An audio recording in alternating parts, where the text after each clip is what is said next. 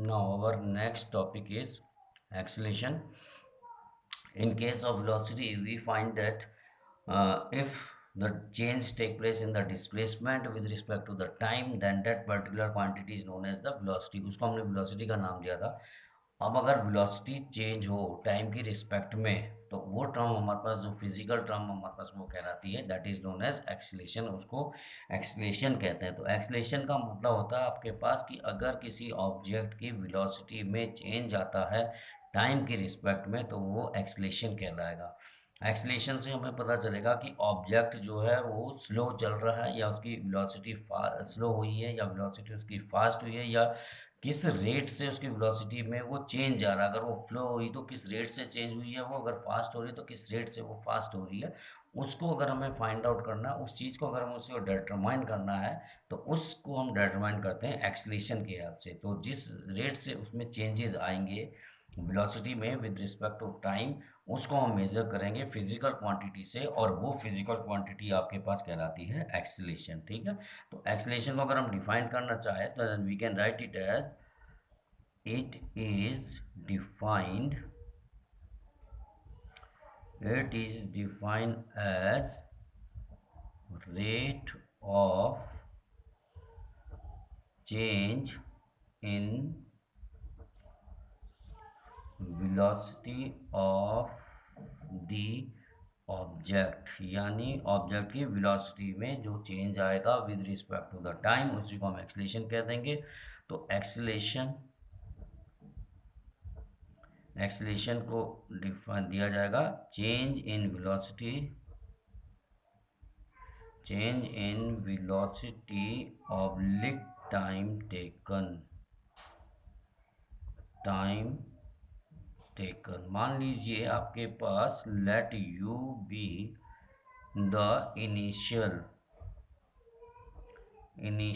Velocity.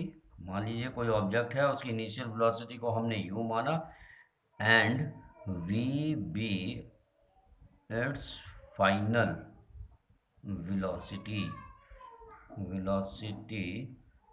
In time T.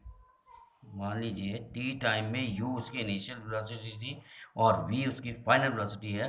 Then acceleration, according to definition of acceleration, we will get change in velocity. Change in velocity means v minus u, and time taken, time is the t.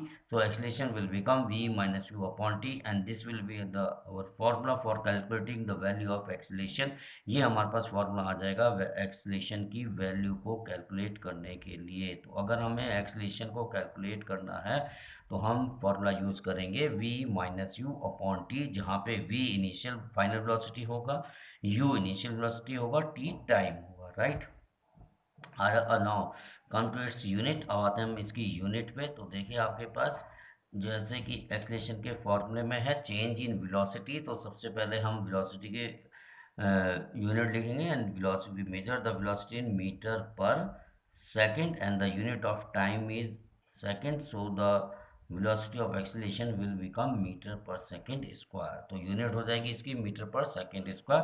अब आ जाते हैं इसमें कौन सी quantity है, ये physical है या scalar है. तो देखिए आपके पास यहाँ पे वेलोसिटी है, velocity is the scalar quantity. So that's why acceleration जो होगा आपके पास, एक्सीलेशन इज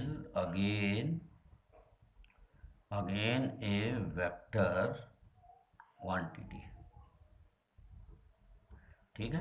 तो ये पॉइंट्स आपको याद रखने पड़ेंगे कि एक्सीलेशन वेक्टर क्वांटिटी होती है. ठीक है. और एक्सीलेशन में आपके पास वेक्टर क्वांटिटी के साथ साथ आपको ये याद रखना पड़ेगा इसमें, इसकी unit metre per second square है, और फॉर्मूला दिया जाता है इसका चेंज इन वेलोसिटी यानी v minus u upon t से. ठीक है. अब on the basis of this formula the value of acceleration may be positive, negative और जीरो, क्योंकि vector quantity, as I told you earlier also, that the value of vector quantity may be zero, positive and negative. यहाँ direction भी होता है साथ में, तो इसकी वैल्यू पॉजिटिव भी हो सकती है, नेगेटिव भी हो सकती है और जीरो भी हो सकती है. तो ये हमें याद रखना पड़ेगा कि इसकी वैल्यू पॉजिटिव कब होगी, नेगेटिव कब होगी, जीरो कब होगी. तो ये पॉइंट्स आप नोट करके चलेंगे कि इफ, देखिए हमारे पास है v minus u upon T. अगर हम फाइनल वेलोसिटी को ज़्यादा लेते हैं और इनिशियल वेलोसिटी को हम कम लेते हैं तो वेलोसिटी जो एक्सीलरेशन होगा वो आपके पास ऑब्वियसली पॉजिटिव आ जाएगा। मान लीजिए इनिशियली पार्टिकल रेस्ट पे था, तो रेस्ट पे रहेगा तो यू जीरो हो जाएगा और फाइनल वेलोसिटी मान लीजिए उसकी 20 है और उसका टाइम ले लिया हमने 1 सेकेंड। तो देखिए अगर हम इसको 20/1 करें तो the value of acceleration comes out to be positive, तो वैल्यू जो होगी उसकी पॉजिटिव होगी। तो कहने का मतलब ये है कि if value of body if value of body increasing is increasing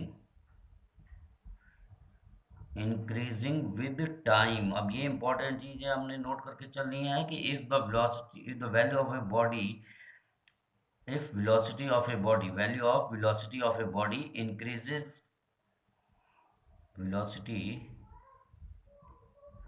velocity of body increases with time, अगर टाइम के साथ उसकी वेलोसिटी इंक्रीज होती है तो फाइनल वैल्यू एक्सीलरेशन की पॉजिटिव होगी। तो इसमें लिखेंगे the increase with time then acceleration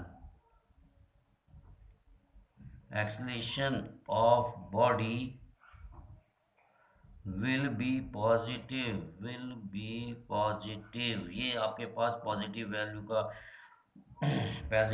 का पॉइंट्स आया आपके पास। तो ये आपने याद रखना है कि अगर फाइनल वेलोसिटी इंक्रीज कर रही है टाइम की रिस्पेक्ट में तो एक्सीलरेशन जो बॉडी का होगा वो पॉजिटिव होगा। अब आ जाते हैं हम सेकंड केस में। मान लीजिए आपके पास की फाइनल बॉडी वेलोसिटी वेलोसिटी की final body velocity of a body जो फाइनल वेलोसिटी आ रही है बॉडी की वो अगर डिक्रीज हो रही है टाइम की रिस्पेक्ट में, यानी पार्टिकल जो है 20 मीटर पर सेकंड की स्पीड से फॉर एग्जांपल चला और अचानक ऑब्जेक्ट ने ब्रेक लगा दिया। अगर आपने ब्रेक लगा दिया तो आपकी वेलोसिटी हो जाती है जीरो, तो यानी फाइनल वेलोसिटी आपकी डिक्रीज हो जाएगी टाइम की रिस्पेक्ट में और जो वैल्यू आएगी एक्सीलरेशन की वो नेगेटिव आएगी। तो हम इसमें नोट करके चलेंगे if value of velocity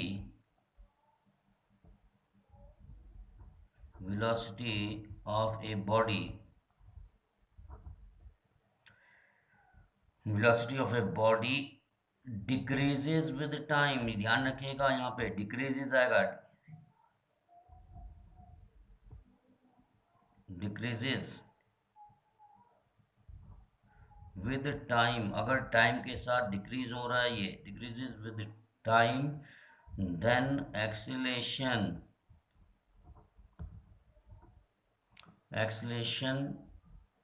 of body will be negative।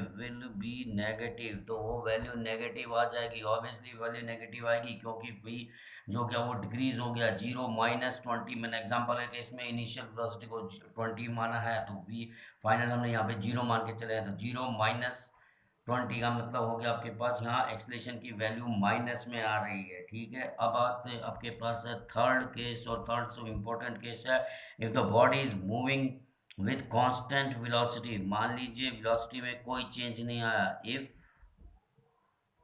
The body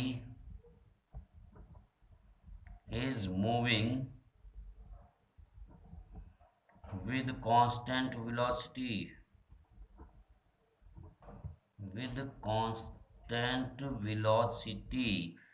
then acceleration जो होगा देन एक्सीलरेशन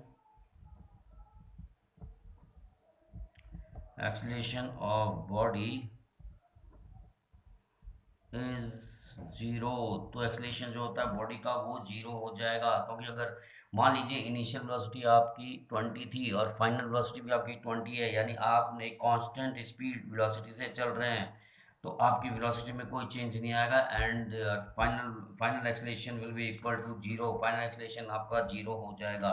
तो ये हमने पढ़ा अभी तक कि एक्सीलरेशन क्या होता है। एक्सीलरेशन होता है change in velocity with respect to time, और एक्सीलरेशन का जो फॉर्मूला हो गया change in velocity means v - u upon t हो गया and its unit is metre per second square. और एक्सीलरेशन जो है वो वेक्टर क्वांटिटी है। एक्सीलरेशन आपके पास पॉजिटिव भी होगा, नेगेटिव भी होगा, जीरो भी होगा। तो एक्सलेशन की तीन वैल्यूज आएंगी, जैसे कि मैंने आपको बताया कि एक्सलेशन जो है वेक्टर क्वांटिटी होता है, तो इसके तीनों वैल्यूज हो जाएंगी, पॉजिटिव, नेगेटिव और जीरो। इसमें डायरेक्शन को भी हम कंसीडर करके चलते हैं, राइट। अब आ जाता है आपके पास कि ये पॉजिटिव और नेगेटिव एक्सलेशन में, इसमें एक चीज़ और नोट करके चलिएगा कि जो नेगेटिव एक्सलेशन होता है इसको हम नोट कर लेंगे। नेगेटिव एक्सलेशन है, negative acceleration is known as, इसको हम पर्टिकुलर नाम दिया गया है इसको, negative acceleration is known as retardation. Retardation, retardation का मतलब होता है कि बॉडी जो है कि वहाँ पे आगे जाके वो रुक जाएगी, उसकी स्पीड जो वेलोसिटी जो होगी वो कम हो जाएगी, तो इसको नेगेटिव एक्सलेशन को हम रिटार्डेशन भी कहते हैं, ठीक है। तो ये आपने पॉइंट से याद रखना है। अब एक्सलेशन को फिर हमने दो कैटेगरी में डिवाइड कर दिया है। एक कैटेगरी होती है आपके पास यूनिफॉर्मली एक्सलेटेड मोशन, एक है नॉन यूनिफॉर्मली एक्सलेटेड मोशन। तो सबसे पहले हम लिख लेते हैं इसमें टाइप्स ऑफ एक्सलेशन में, आप नोट करके चलेगा। फर्स्ट है आपके पास uniformly accelerated accelerated motion. Uniformly accelerated motion का मतलब हो गया कि यूनिफॉर्मिलिटी, पहले भी आप पढ़ चुके हैं, स्टार्टिंग में हमने पढ़ा था यूनिफॉर्म मोशन। तो यूनिफॉर्मिलिटी का मतलब होता है कि if the change in velocity of the object in each unit of time is constant, यानी अगर उसका जो वेलोसिटी में जो चेंज आ रहा है अगर वो कांस्टेंट है विद रिस्पेक्ट टू टाइम में, तो जो एक्सेलरेशन होगा ऑब्जेक्ट का वो यूनिफॉर्मली एक्सेलेटेड मोशन कहलाता है, ठीक है। और इसका एग्जांपल आप लिख सकते हैं सर्कुलर मोशन। सर्कुलर मोशन का एग्जांपल जो होगा ये यूनिफॉर्मली एक्सेलेटेड मोशन का एग्जांपल है। साथ ही इसमें फ्री फॉल का जो एग्जांपल होगा वो भी यूनिफॉर्मली एक्सेलेटेड मोशन का एग्जांपल होता है। तो ये दोनों एग्जांपल जो है आपको इसमें से याद रखने हैं, ठीक है। तो यूनिफॉर्मली एक्सेलेटेड मोशन में पहले हम इसको नोट कर लेते हैं। If the change in velocity of object in each unit of time is constant, ये वैल्यूज आपने याद रखनी है कि if the change in velocity of object in each, हर एक यूनिट ऑफ टाइम में अगर वो उसकी वैल्यू वेलोसिटी की वैल्यू में जो चेंज आ रहा है वो कांस्टेंट रेट से हो रहा है, यानी कांस्टेंट चेंज आ रहा है आपके पास, तो वो यूनिफॉर्मली एक्सेलरेटेड मोशन होगा, ठीक है। If the change in velocity of object in each unit of time is constant, it is known as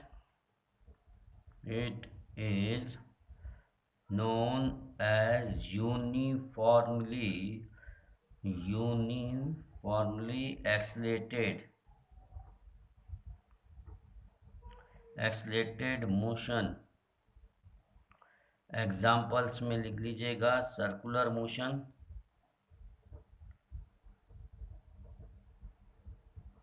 और दूसरा एग्जाम्पल आप इसमें लिख लीजिएगा free fall. Means when the object fall under the influence of gravity, अगर कोई object gravity के influence में फॉल कर रहा है, इसको लिख लिए ब्रैकेट में, object falls under the influence of gravity. So these two are the example of uniformly circulated motion.